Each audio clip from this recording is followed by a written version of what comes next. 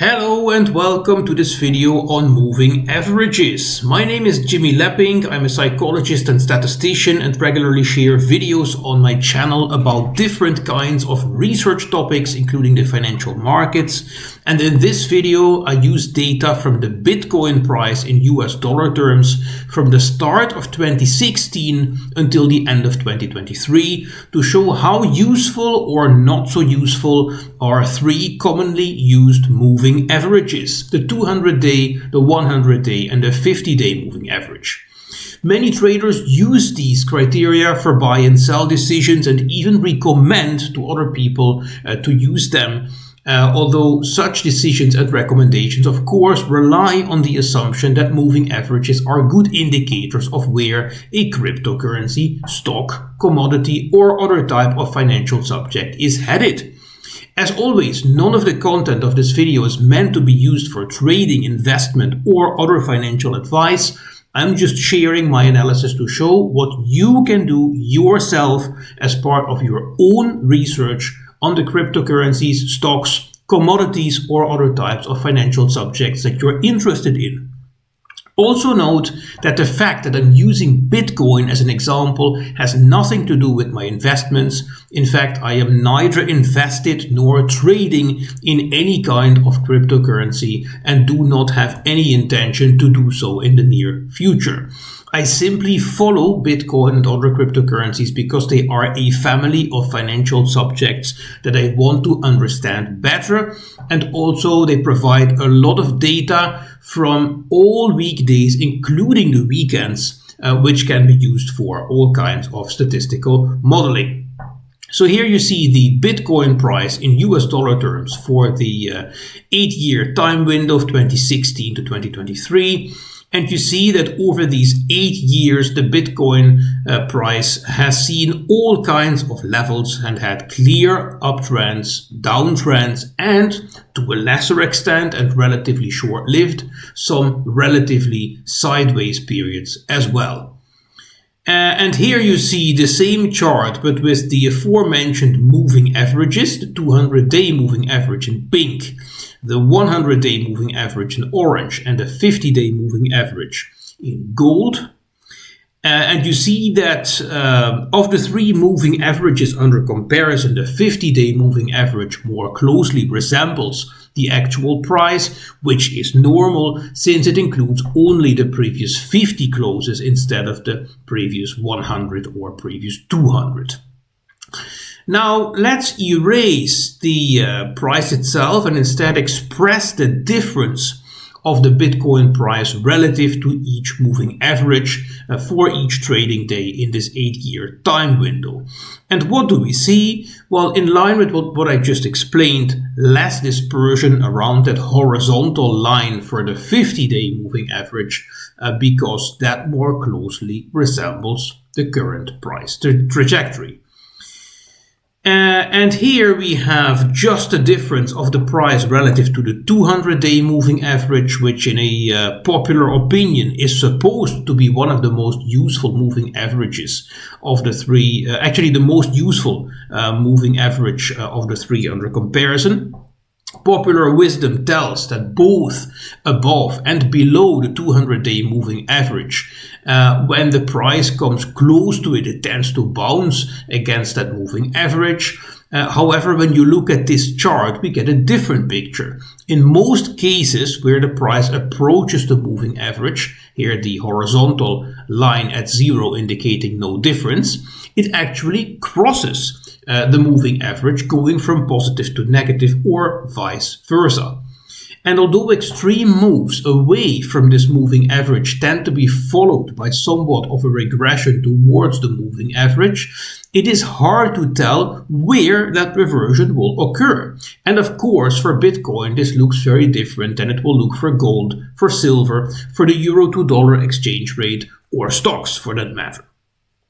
Now you see a little more bouncing against that horizontal line in case of the 100-day moving average, although again there is also quite some clear crossing. And for the 50-day moving average, hardly any bouncing at all, mainly crossing from negative to positive and from positive to negative. Now, what these charts of price versus each of the moving averages do indicate quite nicely is volatility throughout the time window. And it seems that we are currently not really in the most volatile period. However, the question of interest is usually not how useful moving averages are as a potential volatility indicator, but rather if they are in any way informative of where the price is headed. After all, a common belief is that when the price is below the moving averages, that is supposed to be bearish and one should not buy because the price can be expected to go lower. And at the same time, when the price is above the moving averages, well, that is supposed to be bullish. One could buy because the price is supposed to go higher. But how accurate is that belief? Well, here I share two charts. On the left, the relation between the percentage difference of the Bitcoin price relative to the 100-day moving average on a given day, horizontal axis, and the percentage gain or loss in price in the next trading day. And on the right, the relation between the percentage difference of the Bitcoin price relative to the 100-day moving average on a given day, horizontal axis, and this time the percentage of gain or loss in price in the next trading week. And I've chosen for the 100-day moving average because although all three moving averages provide similar charts in terms of predictive value, the 100-day moving average performs best, or actually performs the least terrible of the three. Because in either chart here, the difference from the moving average does not explain more than 1% of the variation in what comes next. In other words, the predictive value of these moving averages is terrible. Any kind of belief that if the price is above the moving average, it is likely to go up further, and that if the price is below the moving average, it is supposed to go lower, makes little sense in the face of these data. Now, how come that many traders continue to believe in these moving averages as indicators of where the price is going? Well, because after seeing the price action, they tend to look back and say, well, in this case, the 50-day moving average was accurate. And while for that stock, the 100-day moving average was more accurate this time. And well, for that cryptocurrency, the 200-day moving average was more accurate this time. Well, such an after-the-fact evaluation of moving averages as indicators is, of course, useless. If moving averages are indeed any good indicators of price action going forward, then that should surely result in much better charts than what we see here, meaning that these moving averages should surely be able to explain by far more than 1% of the variation in future price action.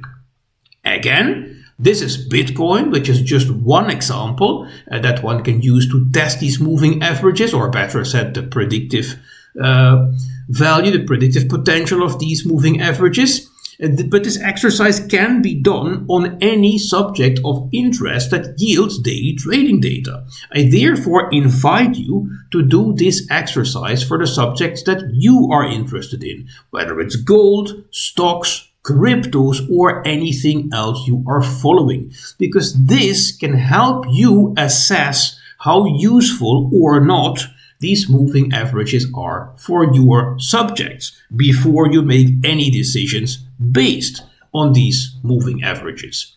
Having said, that's it for this video, which I hope is useful. If you have any ideas or suggestions for future videos, just leave a comment below this video or contact me via the email address that I've shared in the description below this video. Thank you for listening and see you soon. Bye bye.